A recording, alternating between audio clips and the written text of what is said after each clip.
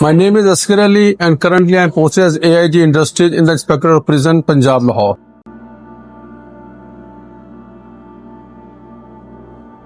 Actually, it is a very crucial question and it goes both ways. We need to understand the psychology of prisoners and the problem being faced by the officers who have their custody. Every day we see that there are certain incidents which create very bad name for the department and for the public as well. And everybody says that everyone, whoever is in the custody, in some way, in either yes or no, he has to face some kind of torture, be it physical torture or it is a mental torture. When we see the Convention Against Torture, we use the word derogation. Indiscrimination, discrimination being used against a person who is in custody. So that is very critical word. We should understand that torture does not only mean the physical torture, but it is if you use any derogatory remarks against any person, whatever crime he has committed. If he has committed some crime, that is why he is in your custody. But from this point, you don't have any right to inflict any kind of torture, be it physical or it is mental. Or even you cannot use any sign that would degrade him in his own eyes or publicly it create bad image about some person. So his right of his privacy, right of his self-esteem, right of his self-respect, that remains in check throughout the time of his trial or investigation and even after his conviction. He is suffering his confinement just because he has committed some crime. But nobody has any right to commit any kind of torture upon anybody.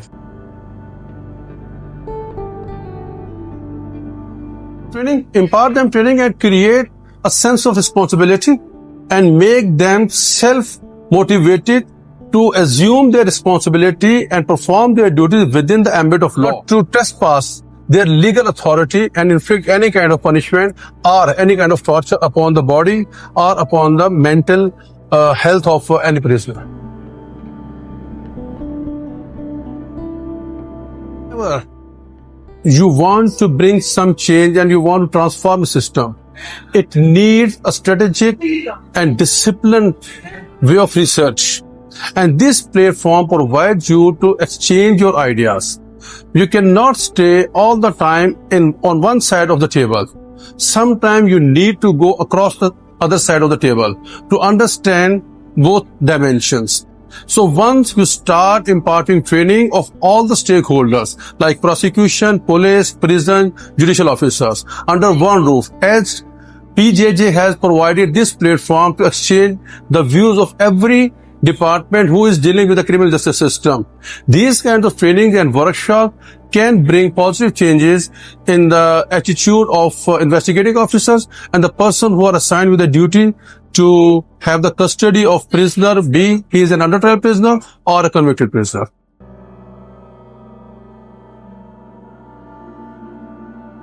सबसे पहले आप अपने जो staff जिसको आप recruit करते हैं, अगर आप ये चाहते हैं कि टॉर्चर ना हो, तो सबसे पहले आपको उनके मसाइल देखना होंगे, उनके ड्यूटी आवर देखने होंगे, उनकी प्रोफेशनल ट्रेनिंग देखनी होगी, उनके पास जो साइंटिफिक इक्विपमेंट है उसको देखना होगा कि क्या ये बंदा फिजिकली एंड इंस्ट्रूमेंट के हवाले से फुली इक्विप्ड है to conduct any kind of investigation और he is mentally prepared to have the custody of some prisoner.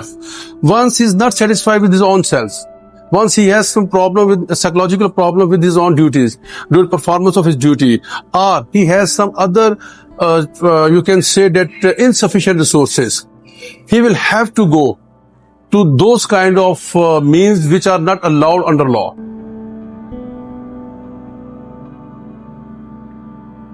So, if you want कि वो बंदे prevent करें, they should not put anybody under torture. First, equip him with sufficient resources, improve his training skills, and then make him a professional and responsible officer. In this way, you will see the change.